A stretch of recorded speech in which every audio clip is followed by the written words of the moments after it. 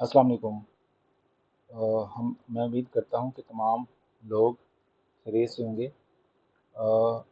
इस वीडियो के बनाने का मकसद है, रिसेंटली जो आप लोगों को पता है कि हमारा एसएपी की जो अपग्रेडेशन हुई है, उस अपग्रेडेशन के सिलसिले में हमें बहुत सारे एरर्स को फेस करना पड़ रहा है।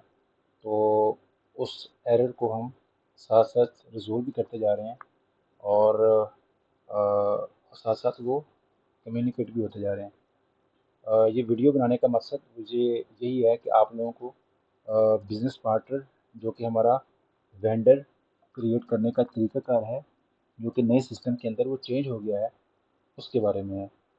तो इस वीडियो को हम शुरू करते हैं।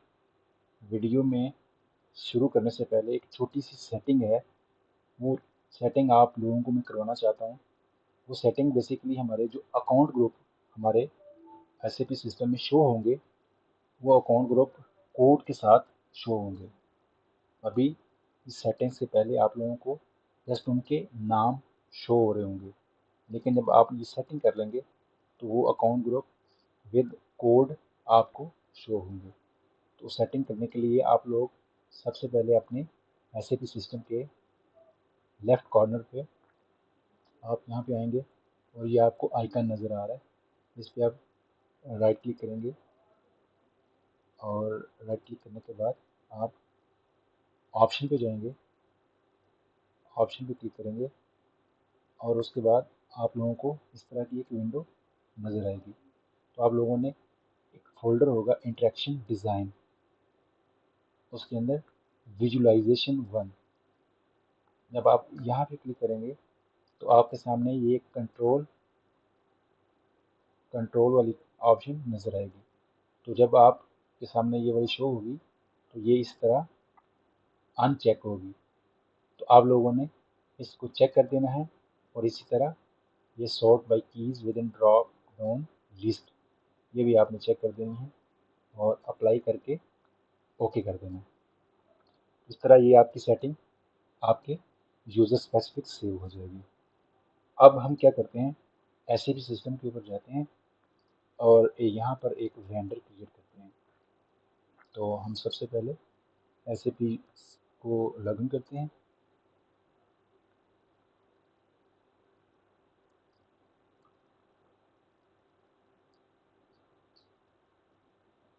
तो जब भी कोई वेंडर आपने क्रिएट करना है या चेंज करना है, उसके लिए आपने हमेशा टी कोड DP यूज़ करना है। इसी तरह टी कोड एंटर करते हैं तो मेरे सामने इस तरह की विंडो खुल जाएगी। तो अब मैं वेंडर को क्रिएट करूँगा, तो इसके लिए मुझे जाना पड़ेगा ऑर्गेनाइजेशन पे। तो ऑर्गेनाइजेशन पे मैं क्लिक करता हूँ और यहाँ पे सबसे पहले आपने ग्रुपिंग देनी है। तो मैंने सेटिंग की थी, तो अब आप देख सकते हैं कि मेरे वेंडर अकाउंट ग्रुप के साथ वो कोड भी शो हो रहा है, क्योंकि आप लोग सिस्टम में पहले कोड की बेस पे काम किया करते थे।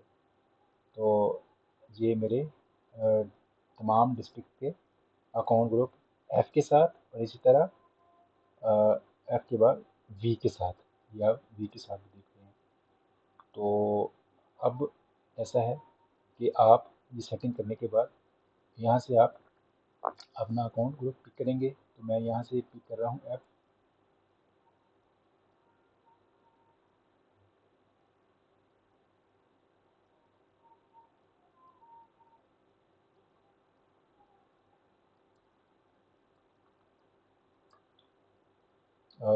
अकाउंट ग्रुप मैं दोबारा पिक कर रहा हूँ यहाँ से F002 KGPR इस्लामाबाद। तो यहाँ पे अब मैं इसका देता हूँ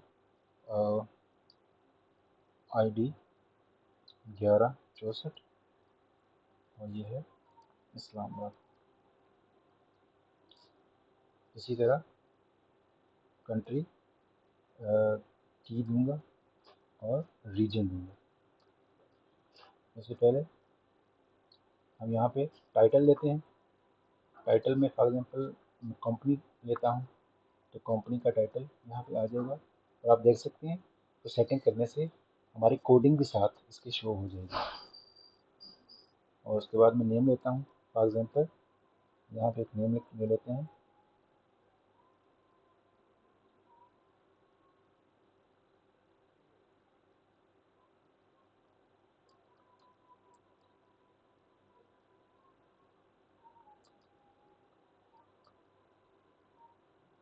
और इसी तरह उसका बैंक अकाउंट।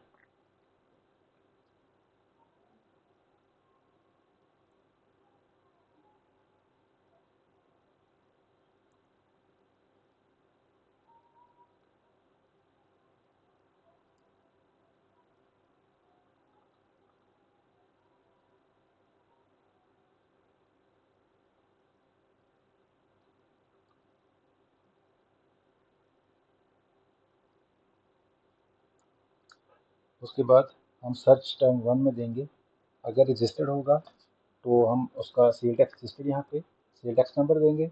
अगर अनरजिस्टर्ड होगा तो हम यहाँ पे अनरजिस्टर्ड लिखेंगे। तो मैं यहाँ पे लिख रहा हूँ अनरजिस्टर्ड। और इसी तरह यहाँ पे उसका जो एंट्री नंबर है वो दे देंगे। उसके बाद ये सारी चीज़ फिल करने के बाद हम लैंग्वेज पे क्लिक करेंगे। लैंग्वेज यहाँ पे लिखेंगे इंग्लिश। और उसके बाद ये देख सकते हैं कि हमारी फील्ड 1 एड्रेस वाली कंप्लीट हो गई है। अगर मैं यहाँ क्लिक करूँगा तो यहाँ पे जो एरर आ रहा था वो ख़त्म हो गया। तो अब हमारी एड्रेस ओवरव्यू वाली फील्ड आपके सामने शो हो रही है। उसके बाद हम जाएंगे आइडेंटिफिकेशन पे। आइडेंटिफिकेशन पे जाने के बाद आप लोगों ने सबसे नीचे आना है और यहाँ पे टैक्स नंबर नेचुरल पर्सन इसके ऊपर क्लिक करना है। और आप लोगों ने यहाँ पे टैक्स की टाइप यहाँ पे कैटेगरी इसकी लिख देनी है। तो मैं यहाँ पे फॉर एग्जाम्पल लिख रहा हूँ Pakistan tax identification number PK1। और इसी तरह इसका एक फॉर्मेट होता है, वो आपने फॉर्मेट के मुताबिक एंट्री कर देनी है इसकी। तो मैं यहाँ पे लिख रहा हूँ इस फॉर्मेट में। आप लोगों ने भी इसी फॉर्मेट के अंदर ये एंट्री कर देनी है। उसके बाद हम जाएंगे कंट्रोल पे। तो कंट्रोल के अंदर कोई चीज़ नहीं देनी। और उसके बाद पेमेंट ट्रांजैक्शन पे जाएंगे। पेमेंट ट्रांजैक्शन के अंदर हम बैंक डिटेल देंगे यहाँ पे। तो यहाँ पे मैं लिखता हूँ कंट्री की, बैंक की, बैंक अकाउंट नंबर। उसके बाद एंड पे चला जाता हूँ कर्सर से पकड़ के और यहाँ पे अकाउंट होल्डर।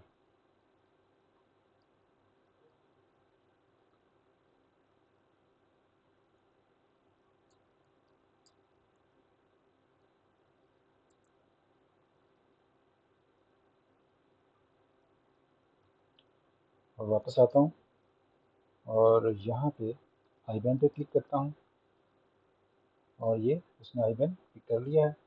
आईबैन पे क्लिक करने के बाद आप देख सकते हैं कि मेरी सारी चीज़ें कंप्लीट हो गई हैं। स्टेटस पे गया और इसी तरह टेक्निकल आइडेंटिफिकेशन पे गया।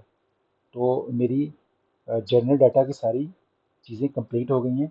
अब मैं अपने बिजनेस पार्टनर को सेव करूँगा। तो यहाँ पे सेव का बटन नज़र आ रहा है, हम यहाँ पे क्लिक करेंगे तो हमारा बिजनेस पार्टनर क्रिएट हो जाएगा।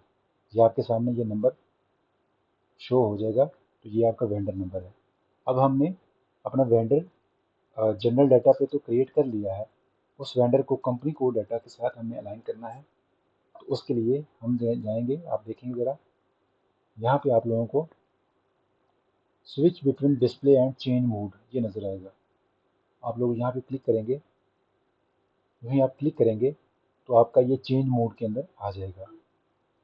उसके बाद आप लोगों ने चेंज इन BP रोल इसमें जाना है और यहाँ से CVI FI वेंडर, आप लोगों ने CVI FI वेंडर इसको चूज़ करना है। जो ही आप चूज़ करेंगे तो आप देखें यहाँ जनरल डाटा के साथ एक कंपनी कोड डाटा शो होना शुरू हो जाएगा। जब आप लोगों के सामने ये कंपनी कोड डाटा शो होना शुरू हो जाएगा तो अब इसका मतलब है कि आप कंपनी कोड डाटा पे चले जाएंगे। अभी आप ने पहले सारी चीज़ें कंप्लीट की हैं। अब एक और चीज़ यहाँ पे आपने कंप्लीट करनी है, वो है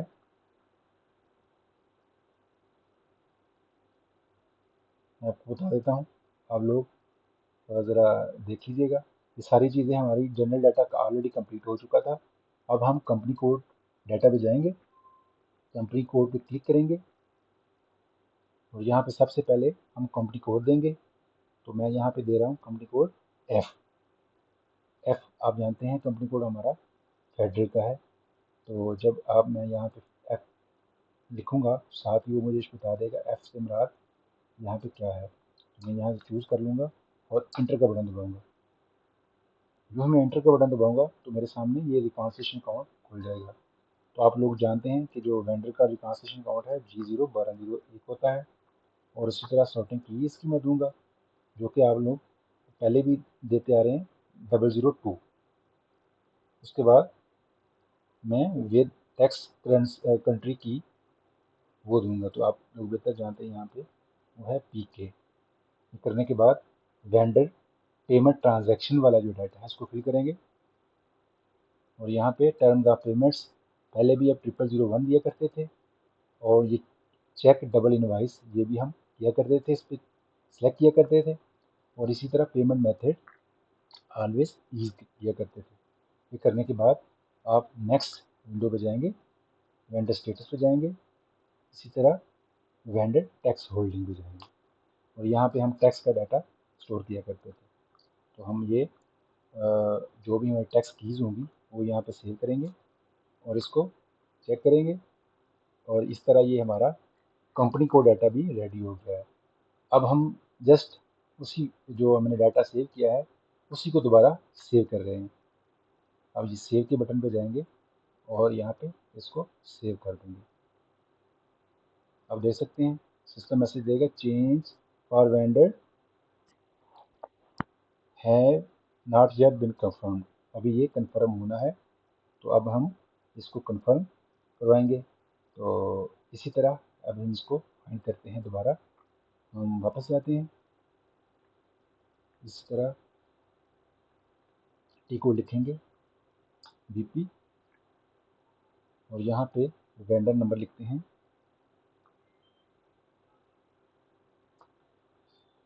यहाँ से स्टार्ट के बटन के ऊपर क्लिक करेंगे और ये हमारे सामने वेंडर आ जाएगा। इस पर डबल क्लिक करेंगे तो वही वेंडर हमें मैसेज देगा कि जो अभी हमने क्रिएट किया है हमारे सामने शो हो जाएगा। तो ये इस तरह वेंडर आप देख सकते हैं दोबारा।